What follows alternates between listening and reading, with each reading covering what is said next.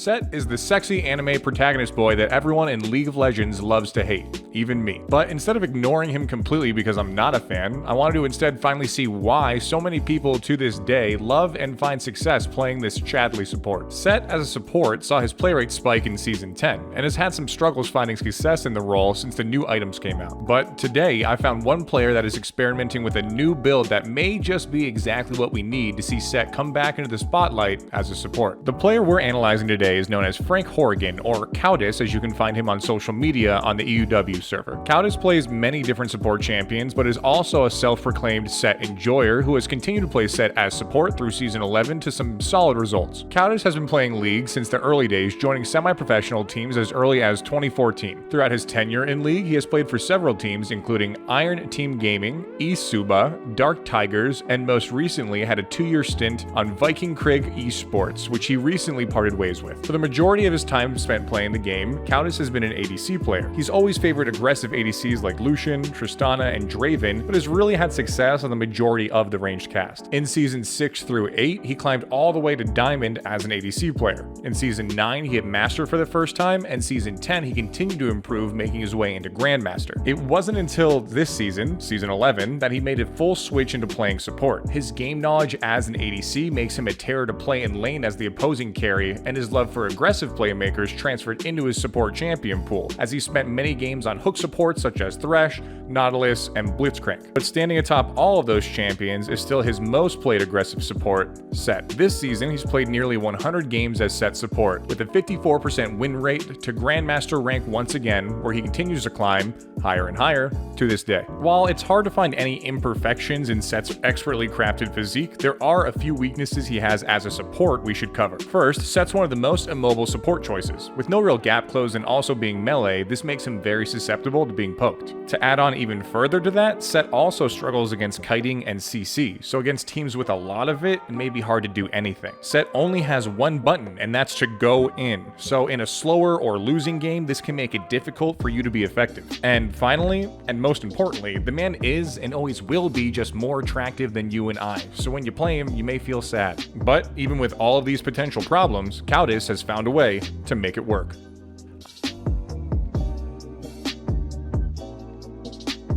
I'm gonna get through this first part quickly. If you've seen the Zac support video or a Moo support video, you know that supports in the bot lane who want brush control don't want the enemies to have sight of them inside those bottom brushes. Just like in those videos, Countess places an early ward before minions spawn. He then recalls and grabs a sweeper to help him obtain early brush control. This can help mitigate poke damage, surprise the enemies with your positioning, and even zone enemies off farm if they feel threatened. At level 1, Countess levels up Sett's E or Face Breaker. When activating this ability, Sett will pull in an enemy towards him from where he aimed the skill, and also 180 degrees behind him, he will also pull those enemies in. If he pulls in someone from either side of the ability, those enemies will also be stunned once their faces break, when meeting in the middle. If you've seen any other Sett guides or have played against the Sett support, you'll probably know they're famous for using their baboon brain to flash on you and use this at level 1.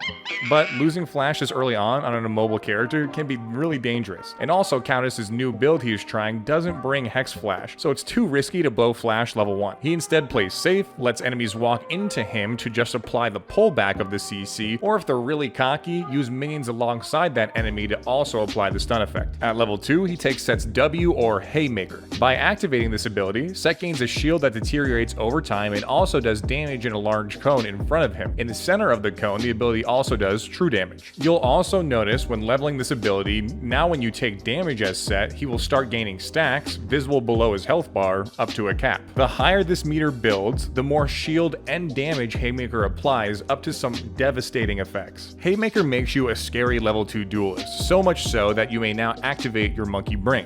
Coitus now throws that defensive mindset out the window from level 1 and starts to look for plays around Flash with Facebreaker as one of the scariest level 2 duelists with his ADC. The massive shield from this ability allows you to get into the center of most fights to soak up tons of damage from the enemies, even as a support. It even gives Countess some opportunity to make dives early game, allowing him to soak up a whole additional turret shot than he should be able to. Just be careful, because if you get stunned at low health, you may just end up dying before being able to use Haymaker. Also, you should note that you can reposition Haymaker by flashing during the windup to catch low health enemies off guard. Countess maxes this ability first. At level 3, he levels up his Q or Knuckle Down. Knuckle Down empowers Sett's next 2 basic auto attacks to do more damage and have slightly more range. More importantly though, this gives Sett a speed boost when moving towards enemy champions. The additional speed boost lets you catch people off guard and reposition more appropriately for better face breakers. It's surprising how many people underestimate this additional movement speed, so you can regularly catch enemies off guard to start fights. But again, since this only gives you a speed boost towards enemies, you can't really use it to escape. Aside from using this just to become faster, really all you need to do is activate it for some more damage after you start a fight with the enemies. And also, since it's an auto attack reset, Countess uses this to kill wards faster. Because of its overall lack of utility, he maxes this ability last. Finally, at level 6, he grabs his ultimate, or the Showstopper. It's rightfully named as one of the flashiest moves in the game. Sett can point and click choose someone to suplex towards the direction he is facing, slamming them into the ground to do damage to them, and an AoE around them, also slowing anybody it hits and doing damage. The more bonus health the enemy you suplex has, the more damage the ability does as well. This allows you to make some crazy ultimate insect plays if you're able to get behind the enemy. Pushing an enemy AD carry or mid lane or squishy jungler into your team with your ultimate normally means that you get a free pick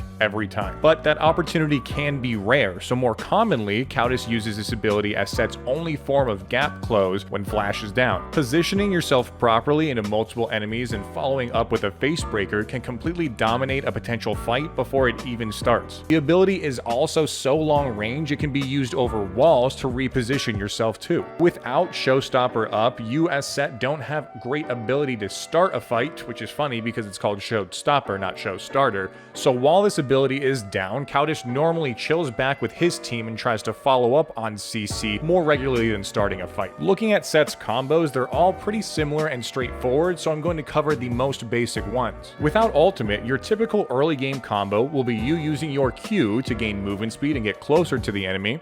Once in range, use your E to pull them in and hopefully stun them against another enemy or minion.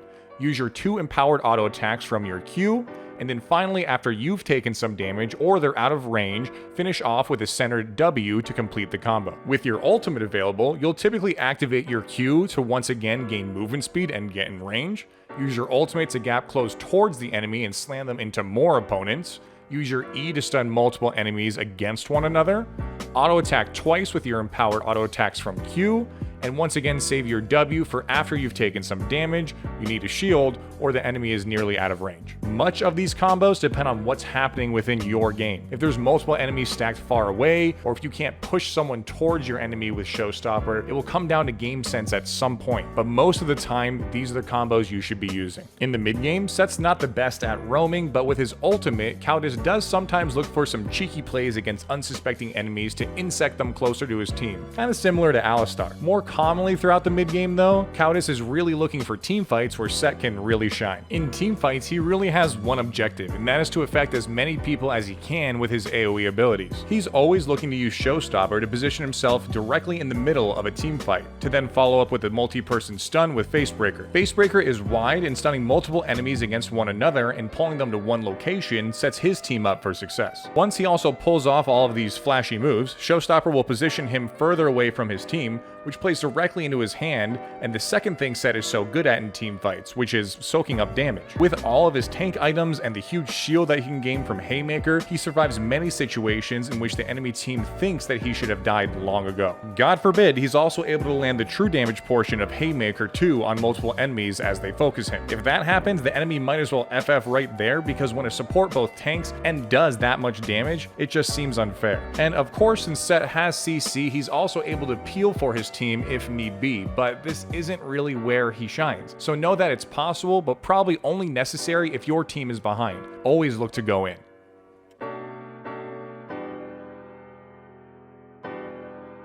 For his build, he starts every game with steel shoulder guards. He then immediately rushes to complete a Bomby Cinder to allow him more tankiness. After that, he'll target level 2 boots, getting Merc Treads against CC or magic damage heavy teams, or plated steel caps against auto attack or AD heavy teams. From there, he completes his Bomby Cinder by building his mythic item Turbo Chem Tank, which he grabs every game for the active speed increase. He then looks to the enemy team for his next items. Against magic heavy teams, Abyssal Mask is by far the best option right now. Against AD heavy teams, he prefers to grab a Dead Man's Plate for additional movement speed. Steric's Gauge can also work well against balanced teams as the shield synergizes with Haymaker, and if the team has a lot of healing, he may instead slot in a Thorn Mail somewhere along the way. If the game goes long or he needs some more oomph in his build, he'll buy an Elixir of Wrath, and throughout the whole game, as a good support does, he's buying control boards and potentially a Ward Stone if the game goes very late. For his runes, he takes Conqueror for more damage in extended fights, Triumph, Legend Tenacity, and Last Stand since it synergizes with Haymaker. He also brings Conditioning for more tankiness, and most commonly Overgrowth, but sometimes will instead bring Bone Plating or Second Wind depending on his lane matchups. For his flex runes, he brings 1 Adaptive Force and 2 Armor, 2 Magic Resist, or 1 of each depending on his lane opponents. If you want to go a more traditional Sett Support build, you can use these runes on screen at this moment, but I would try both to find out what works best for you. Sett Support works well with aggressive ADCs like Tristana and Draven, and ADCs with CC like Ashe and Aphelios. Sett Support struggles against long-range ADCs like Caitlyn or Jinx, or long-range poke supports like Xerath or Zyra. Thanks guys for checking out the video. Go see last week's video on how I ranked all of our previous off-meta supports, and I'll see you guys next time. Peace.